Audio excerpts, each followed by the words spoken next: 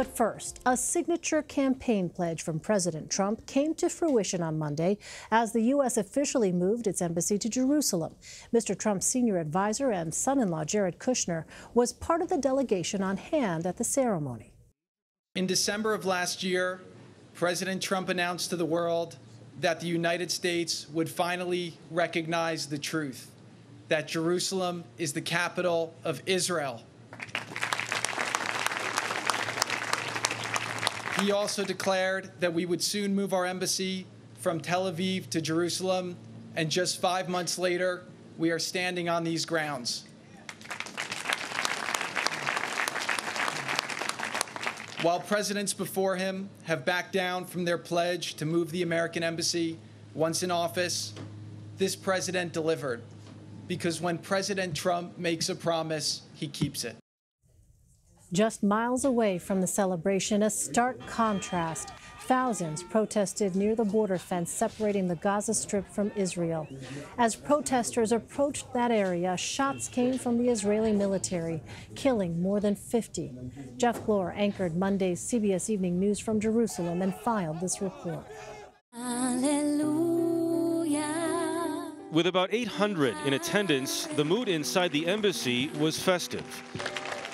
First daughter Ivanka Trump, along with husband and White House senior advisor Jared Kushner, were members of the American delegation.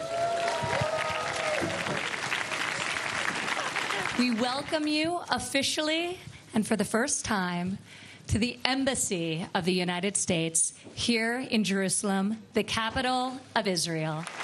The Israeli prime minister praised the move, calling it historic. What a glorious day. Remember this moment. Christians George and Cheryl Morrison traveled from Colorado. I've never been more proud to be an American than I was today.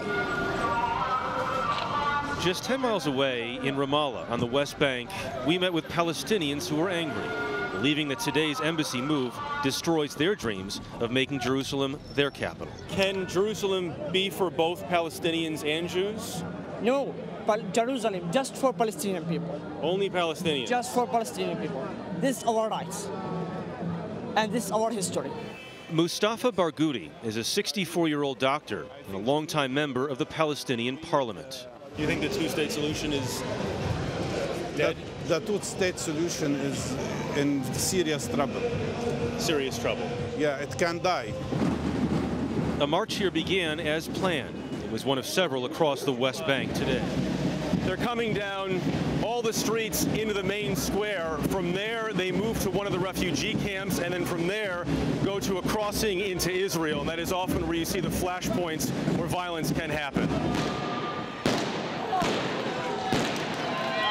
We're at one of the flashpoints right now, situated in between. You hear tear gas being fired right now. We're going to put our masks on.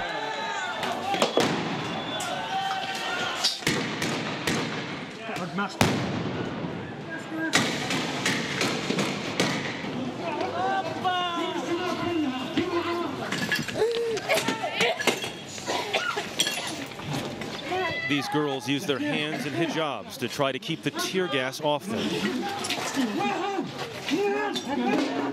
One was rescued by a volunteer team and rushed off to be treated. That was Jeff Glor reporting. The Palestinian ambassador to the United Nations condemned the Israeli use of force. This massacre is taking place at the same time when the United States of America illegally and unilaterally and in a provocative way is opening its embassy. It is very, very tragic that they're celebrating an illegal action while Israel is killing and injuring thousands of Palestinian civilians. This is the life of the Palestinian people, and those who think that opening the embassy open doors to peace, let them look at what is really happening in the Gaza Strip. Janine Zachariah joins me now from Stanford University. She's a Carlos Kelly McClatchy visiting lecturer at Stanford and a former Washington Post Jerusalem correspondent. Welcome, Janine. Hi, Elaine. Thanks. So what does the U.S. Embassy move to Jerusalem mean for the state of Israel? Well, it really means different things for different constituencies in Israel. If you're talking about what it means for Prime Minister Benjamin Netanyahu, it's something that he's celebrating, welcoming, on behalf of those in Israel who have longed for this day since its founding 70 years ago, to have that U.S. recognition of Jerusalem, official recognition of Jerusalem as its capital. But for those who will be concerned about the more than 300,000 Palestinians who live in the eastern part of the city, of the signal this sends about the ability of the U.S. to mediate a solution or no longer be considered an honest broker in the peace process, this is going to be a more troubling development. And globally, how is the embassy move being perceived? Well, so far you've had at least two countries, South Africa and Turkey, recall their ambassadors from Israel. Turkey, I believe, also recalled its ambassador to the United States for consultations.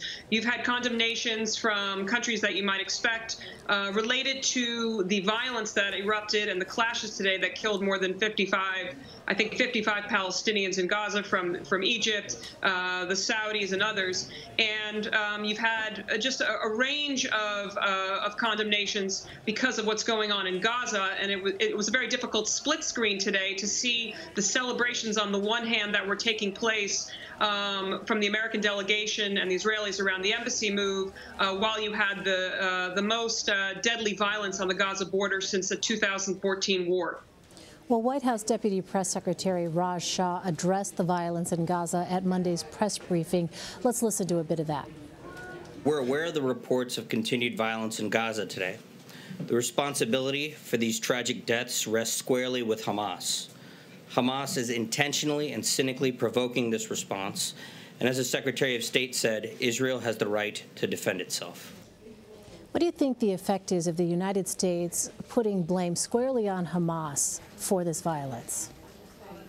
Well, it just further shows that this White House in particular is fully aligning with the Israeli point of view on this. I think there's been a conflating of Hamas operatives with tens of thousands of protesters who came out to the border today in large numbers, not only because of the relocation of the embassy to Jerusalem, but because of what's called al-Nakba, or the day of tragedy, as the Palestinians refer to the birth of Israel, May 14th, May 15th, 70 years ago. So you do have some Hamas operatives that the Israelis were saying on their media tonight were trying to launch certain specific attacks, but the vast majority of the protesters appear to have been part of what have been peaceful protests over the past 7 weeks. And so I think the conflation of the two is what led to the measures that the Israelis took today that left, of course, dozens dead. Well, Janine, on Monday, Mahmoud Abbas called the new embassy a, quote, U.S. settlement outpost.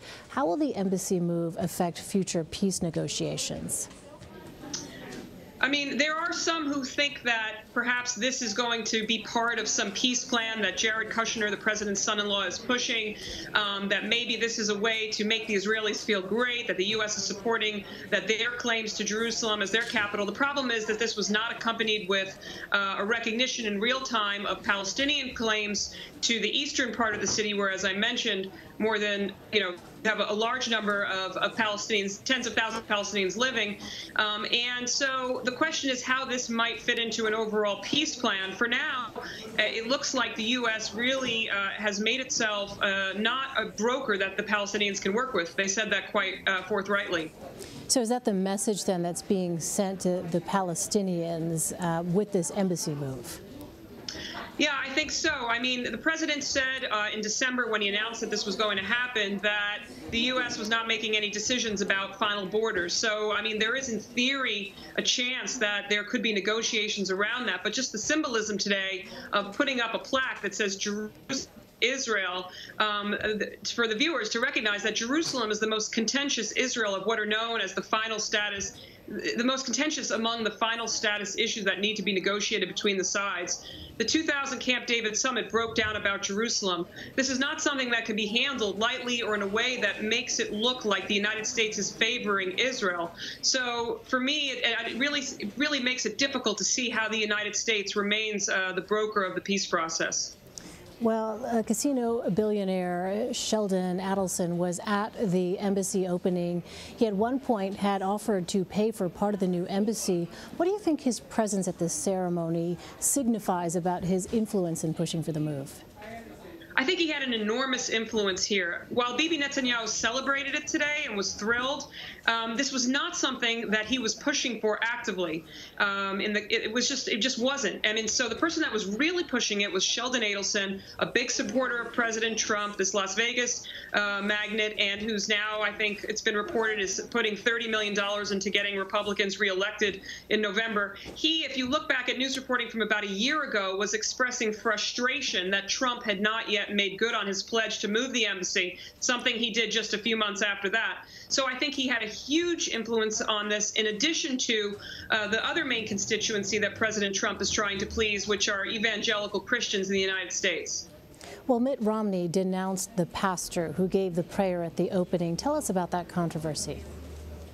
So there were two pastors that went, one to give an opening prayer, I think, and an ending benediction, Pastor Hagee and Pastor Jeffress, who have said things. I think Pastor Jeffress talking about Muslims going to hell, or Mormonism is a heresy from the pit of hell, things like this. Jews were going to, I mean, really fundamentalist, horrific things. And so it was quite quizzical that the president chose to, or maybe perhaps very easily explained, that he would send people from these that represent evangelical Christians who, like I said, were supportive of this move. But really the last thing that you need in this conflict is any more religious fundamentalism. So it was sort of an unseemly sight. All right, Janine Zachariah, thanks very much for your perspective. Appreciate it. My pleasure.